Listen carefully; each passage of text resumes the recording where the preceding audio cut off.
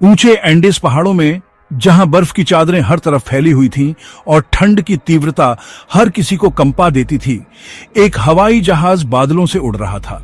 इसमें एक rugby team, उनके परिवार और कुछ अन्य यात्री सवार थे। सभी चिले में एक महत्वपूर्ण मैच के लिए जा रहे थे। उनके मन में उत्साह और उमंग थी।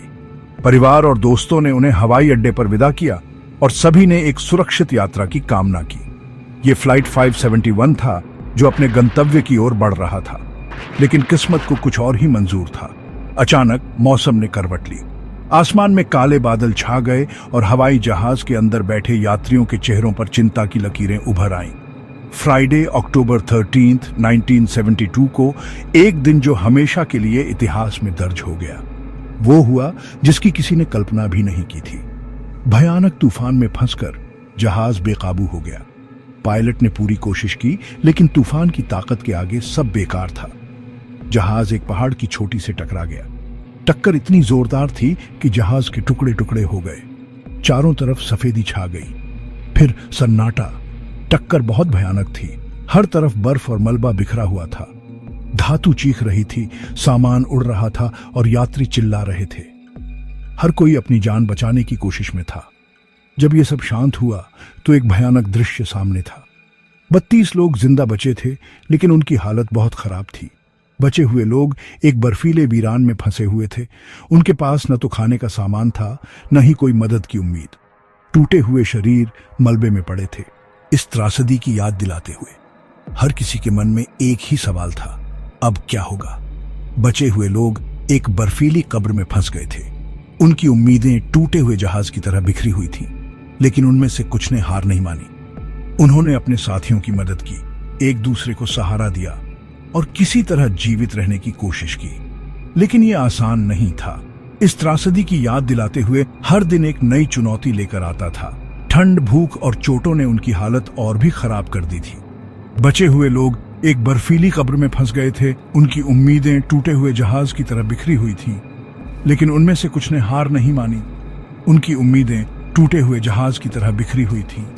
वो जिंदा थे, हाँ, लेकिन कब तक? ये सवाल हर किसी के मन में था। वो जिंदा थे, हाँ, लेकिन कब तक? ये सवाल हर किसी के मन में था। हर गुजरते दिन के साथ उनकी उम्मीदें और भी कमजोर होती जा रही थीं। रात होने पर खपखपा देने वाली ठंड पड़ने लगी। जैसे जैसे अंधेरा गहराता गया, ठंड और भी ज्यादा बढ़ती गई। हर तरफ बर्फ की सफेद चादर फैली हुई थी और पहाड़ों की ऊंचाइयों पर हवाएं तेजी से चल रही थीं। इस ठंड में जीवित रहना एक चुनौती बन गया था। बचे हुए लोग हवाई जहाज के टूटे हुए फ्यूजलेज में एक साथ दुबके हुए थे, एक दूसरे को गर्मी देने की कोशिश कर रहे थे। उनके पास कोई और विकल्प नहीं था, क्योंकि बाहर की ठंड जानलेवा थी। हर कोई अपने जीवन के लिए संघर्ष कर रहा था और एक दूसरे का सहारा बन रहा था। एंडिस की बेरहम हवा से बचने के लिए बाहर की हवाएं इतनी तेज थीं कि वो किसी भी चीज को उड़ा सकती थीं। बर्फीले तूफान ने उनकी मुश्किलें और बढ़ा दी थीं। हर कोई इस तूफान से बचने की कोशिश कर रहा था, लेकिन यह आसान नहीं था। उनके दिलों में डर समा गया था। हर किसी के चेहरे पर डर और चिंता साफ दिखाई दे रही थी। इस अनिश्चितता में जीना बहुत मुश्किल था। हर कोई सोच रहा था कि क्या वो इस मुश्किल घड़ी से बाहर निकल पाएंगे या नहीं। हवा का हर झोंका मौत की तरह लग रहा था। हर बार जब हवा का झोंका आता तो ऐसा लगता जैसे मौत का साया उनके करीब आ रहा हो। इस ठंड और हवा में जीवित रहना एक बहुत बड़ी चुनौती थी। उनके पास बहुत कम खाना था और भी कम पानी, और बाहरी दुनिया से संपर्क करने का कोई रास्ता नहीं। खाने पीने की चीजें खत्म हो रही थीं और हर किसी को अपनी भूख और प्यास से लड़ना पड़ रहा था। इस स्थिति में जीवित रहना बहुत मुश्किल था। बचे हुए लोगों में एक मेडिकल स्टूडेंट रोबर्टो कनेसा भी था। रोबर्टो ने अपनी मेडिकल ट्रेनिंग का पूरा उपयोग किया और हर किसी की मदद करने की कोशिश की। वो हर किसी के लिए एक उम्मीद की किरण बन गया था। जो भी चीजें मिलीं, उनके साथ वो घायलों का इलाज कर रहा था। रोबर्टो ने अपने सीमित संसाधनों का पूरा उपयोग किया और हर किसी की मदद करने की कोशिश की। उसकी मेहनत और समर्पण ने कई लोगों की जान बचाई। टूटी हड्डियां, कटे हुए अंग और इन्फेक्शन का खतरा हर समय बना हुआ था। हर किसी को अपनी चोटों से लड़ना पड़ रहा था और रोबर्टो ने हर किसी की मदद करने की पूरी कोशिश की। उसकी मेहनत और समर्पण ने कई लोगों की जान बचाई। रात दर्द, धीमी प्रार्थनाओं और इस एहसास से भरी थी कि वो बिल्कुल अकेले थे। हर कोई अपने तरीके से इस मुश्किल घड़ी से लड़ने की कोशिश कर रहा था। प्रार्थनाएं और उम्मीदें ही उनके पास बची थीं। इस ठंड और अंधेरे में हर कोई एक नई सुबह की उम्मीद कर रहा था। दिन जिंदा रहने की एक कठिन स्ट्रगल में बदल गए। मलबे से जो थोड़ा बहुत खाना मिला था वो खत्म होने लगा। वो बर्फ पिघलाकर पानी पीते थे। उनकी प्यास हमेशा उन्हें सताती रहती थी।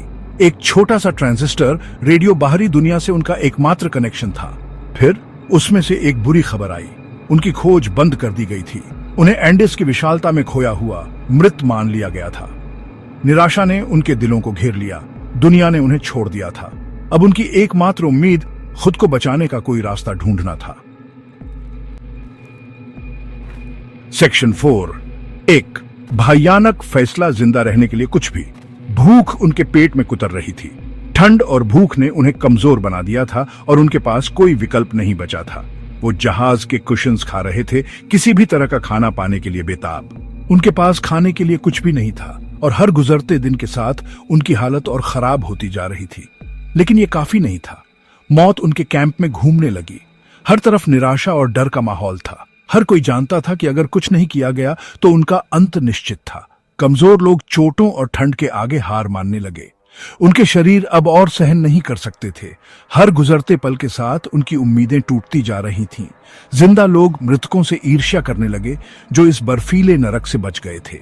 उनके मन में एक अजीब सी शांति थी जो अब जीवित लोगों के पास नहीं थी। फिर सबसे भयानक फैसला आया। एक ऐसा फैसला जिसे लेने के लिए किसी ने कभी सोचा भी नहीं था, लेकिन परिस्थितियों ने उन्हें मजबूर कर दिया। जिंदा रहने के लिए उन्हें वो करना पड़ा जो उन्हें नहीं करना चाहिए था। उन्होंने अपने नैतिकता और इंसानियत को ताक पर रख दिया। सिर्फ जिंदा रहने के लिए उन्हें मृतकों का मांस खाना पड़ा। ये एक ऐसा कदम था जिसे उठाने के लिए उनके पास कोई और विकल्प नहीं था। हर निवाला उनके लिए एक संघर्ष था। ये एक मजबूरी का फैसला था, भारी मन और जीने की इच्छा से किया गया एक समझौता। हर किसी के चेहरे पर दर्द और पछतावा साफ झलक रहा था, लेकिन उनके पास जीने के लिए और कोई रास्ता नहीं था। ये एक ऐसी कहानी है जो हमें इंसान की जिजीविषा और संघर्ष की याद दिलाती है। सेक्शन 5। जिंदा दफन। हिमस्खलन ने किया हमला। जब उनका हौसला टूट रहा था तब एक और मुसीबत आ गई। एक विशाल हिमस्खलन पहाड़ से नीचे आया, फ्यूसलेज को बर्फ और बर्फ के तूफान में दबा दिया। कई घंटों तक वो जिंदा दफन रहे। उनकी सांसें घुट रही थीं। जब बर्फ जमी तो वो अंधेरे में दब गए। हवा में डर और मौत की बदबू थी। उन्होंने बाहर निकलने के लिए संघर्ष किया, ताजी हवा के लिए, अपनी दम घुटने वाली जेल में उम्मीद की एक किरण के लिए। हिमस्खलन ने उनका घर ही नहीं छीना था, इसने उनकी आखिरी उम्मीद भी छीन ली थी।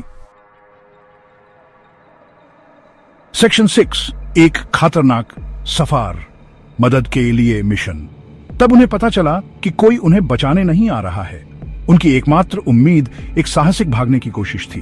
3 सबसे मजबूत, नांदो पर्रादो, रोबर्टो कानेसा और टिंटिन विजिंटिन ने एक खतरनाक मिशन के लिए वॉलंटियरिंग की। एक बनाए हुए नक्शे और अटूट दृढ़ संकल्प के साथ वो मदद ढूंढने निकल पड़े।